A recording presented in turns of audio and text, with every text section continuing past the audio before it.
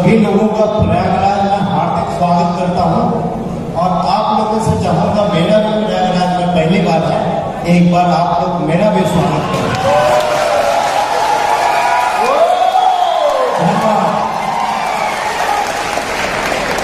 आखिर मेरा वक्त आ गया। मुझे तो लग रहा था कि आज इतने लीडर्स हो गए। मैं सोचता हूं कि आने वाले समय में जब ये पूरा हॉल ही क्राउन डायमंड से भरा होगा तब कितना बड़ा प्रोग्राम होगा।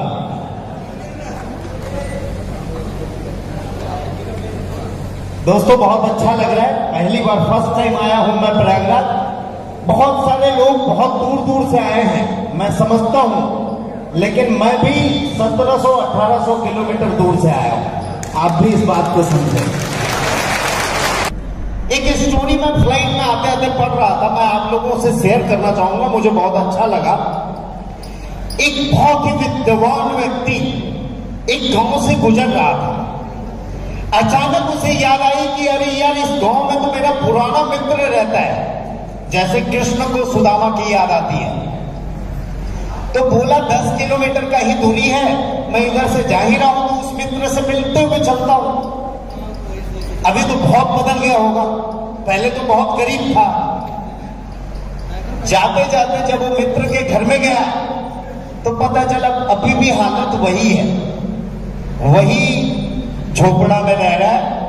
3 भाई हैं, एक बड़ा भाई, एक छोटा भाई और एक वो उसका मित्र। तीनों भाई मेहनत में कोई कमी नहीं है। मेहनत क्या करते थे ये बताता हूं। उनके घर के बाहर ही फली लगा हुआ था, फली का पेड़। वो लोग सुबह सुबह उठते थे, जल्दी एकदम, बहुत मेहनत करते थे। अर्ली मॉर्निंग उठते थे, फली तोड़ते थे और दूर बाजार में जाके बेचते थे। हर दिन का वही कार्य। लेकिन फिर भी घर में इतना पैसा नहीं आता था कि 2 टाइम का रोटी खा सके। अब ये मित्र आ गया वहां। अब इन लोगों ने जो खाना जुगाड़ किया था वो ऐसा था कि 2 ही आदमी खा सकते थे, उससे ज्यादा नहीं खा सकता था। तो बड़े वाले भाई ने ये बहाना बनाया कि मेरा आज उपवास है, और छोटे भाई ने बोला मेरे पेट में गड़बड़ है। ये दोनों बहाने बना के ये दोनों मित्र और ये मित्र दोनों आराम से खाना खाए।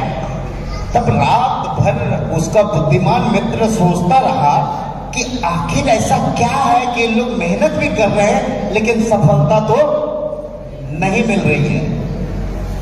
मेहनत तो कर रहे हैं लेकिन सफलता नहीं मिल रही है। उसने क्या किया, रातों रात बाहर जाके वो फली का पेड़ तोड़ दिया, पूरा काट छाट के बराबर करके रातों रात भाग गया।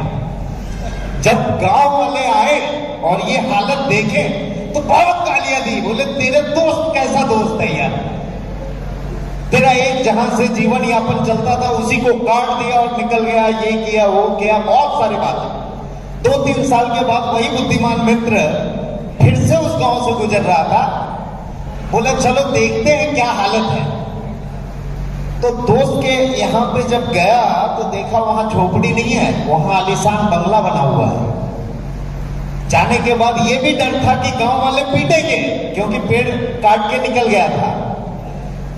तो देखा तीनों भाई आके उसके पैर में गिर गए और बोले अगर तू वो फली नहीं काटता तो हम बाहर की दुनिया देख नहीं पाते और ये अचीवमेंट नहीं हो पाता। मेरा कहने का तात्पर्य यह है दोस्त कि शायद आप किसी संकुचित जगह पे अटके हुए हैं। बाहर की दुनिया दिखाने के लिए ये प्रोग्राम आपको लाया गया है, आपके शहर में, आपके अपने शहर में, और ये सहारा लेके आप भी अपने जीवन में सफलता हासिल कर सकते हो। ये इलाहाबाद वाली तालियां नहीं लग रही है।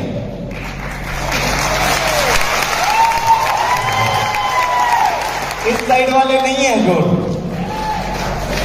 इस साइड वाले का इलाहाबाद में अभी एक नियम आ गया है कि महाराष्ट्र से खासकर कोई आएगा तो कोरोना टेस्ट करना पड़ेगा। मैं अपना कोरोना टेस्ट 2 घंटे दे के 3 घंटे फ्लाइट का जर्नी करके फिर आपके पास यहाँ पे आया हूँ। मेरी एनर्जी अभी भी बची हुई है। और मैंने भी आपकी तरह कुछ खाया नहीं है।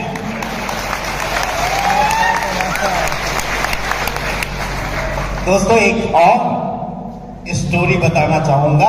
कई बार मैं देखता हूं कि ज्वाइन तो कई लोग करते हैं, कोई अपलाइन भी होते हैं, कोई डाउनलाइन भी होते हैं, कोई बीच में होता है, लेकिन कुछ ही लोग सफल हो जाते हैं, कुछ नहीं हो पाते। ऐसा क्यों?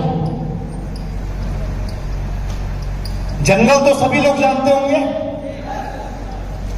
जंगल में सबसे बड़ा प्राणी, सबसे बड़ा जानवर कौन? कौन? जिराफ। जिराफ सबसे लंबा प्राणी। सबसे बलवान प्राणी कौन? हाथी। बहुत सही। सबसे तेज प्राणी कौन? चीता। सबसे अक्लमंद प्राणी कौन? चिंपैंजी।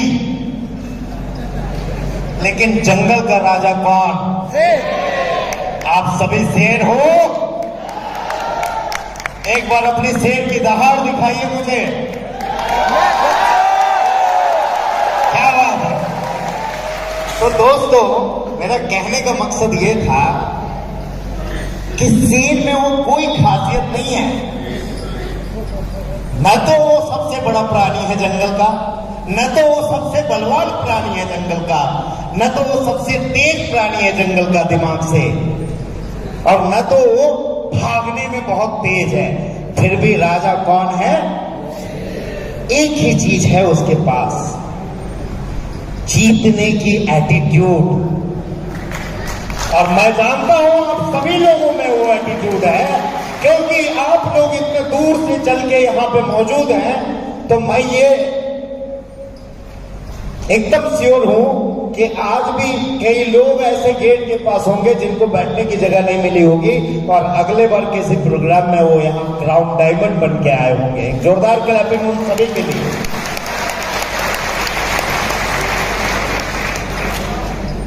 कई लोग ये भी सोचते हैं, मैं एरोनॉटिकल इंजीनियर हूं, मैं आपको बता दूं, ना मैं नेटवर्कर हूं ना आईटी वाले हूं। कई लोग जानते होंगे नेक्स्ट मनी बनाया है तो आईटी इंजीनियर होगा। नहीं, मैं आईटी इंजीनियर नहीं हूं, मैं एरोनॉटिकल इंजीनियर हूं, विमान का इंजीनियर।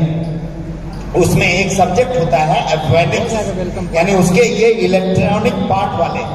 वेलकम, कोई बड़ी बात नहीं होगी। लेकिन मेरी दिशा कुछ और ही थी और भगवान का आदेश कुछ और ही था, इसलिए आप सभी के सामने हूं।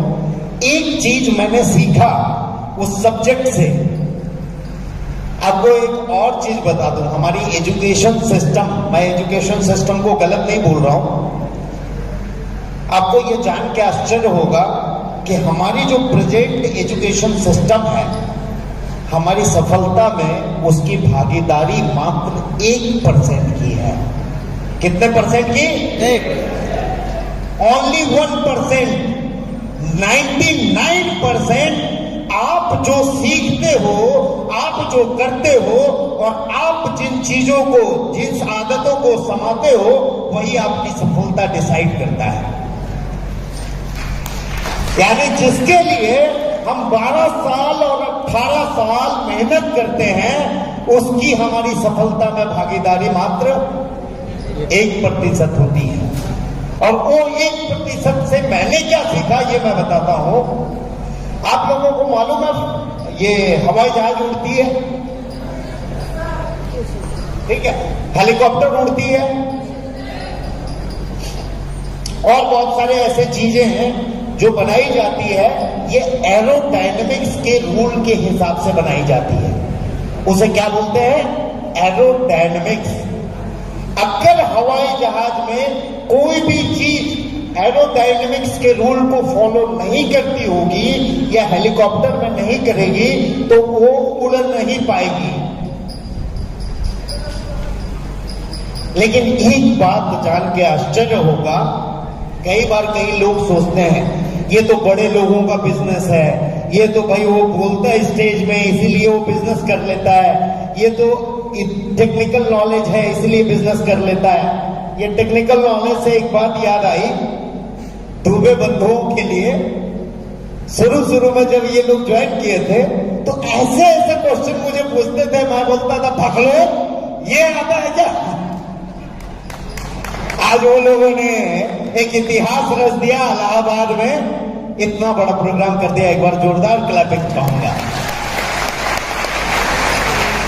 मैं कई बार विनोद को बोल चुका हूं, लेकिन मुझे अच्छा लगता है कि कई लोग इमोशन में ले लेते हैं और इस सर ने मेरे को ऐसा कैसे बोल दिया।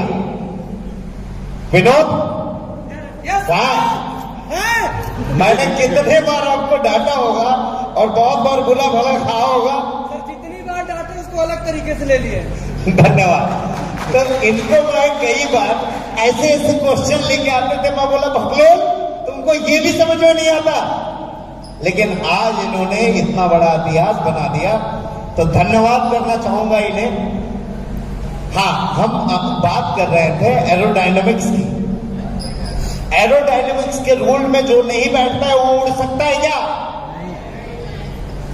एक शब्द में बोलिए, एरोडायनेमिक्स के रूल में जो नहीं बैठता है वो उड़ सकता है क्या? नहीं, इम्पॉसिबल। लेकिन एक बात जान के आपको आश्चर्य होगा, भौरे को उड़ते हुए देखा है? Yes sir. भौरा बिल्कुल भी एरोडायनेमिक्स रूल में नहीं बैठता है, फिर भी वो उड़ता है। ये वाली नहीं, इलाहाबाद वाली। क्यों उड़ता है मालूम है? क्योंकि उसे आज तक किसी ने ये नहीं बोला कि तुम यार इस रूल में बैठते ही नहीं हो, तुम उड़ ही नहीं सकते हो। जिस दिन उसे कोई ये मैसेज दे देगा कि तू उड़ नहीं सकता है, उस दिन से भौरा उड़ना बंद हो जाएगा। उसे ये पता है कि मैं उड़ सकता हूं।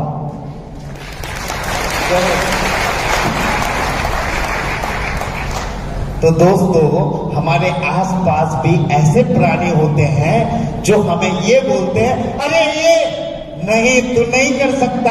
और ये सब क्या होता है? ये सब करने वाली चीज नहीं होती है, और वो आपके एरोडायनेमिक्स रूल में नहीं होते हुए आपकी कमियां दिखा देता है कि तुम एरोडायनेमिक्स में नहीं बैठते हो और आप भी कभी जिंदगी में उड़ नहीं सकते हैं। एक बात ध्यान रखिए, आपको उड़ना है और उड़ते रहना है।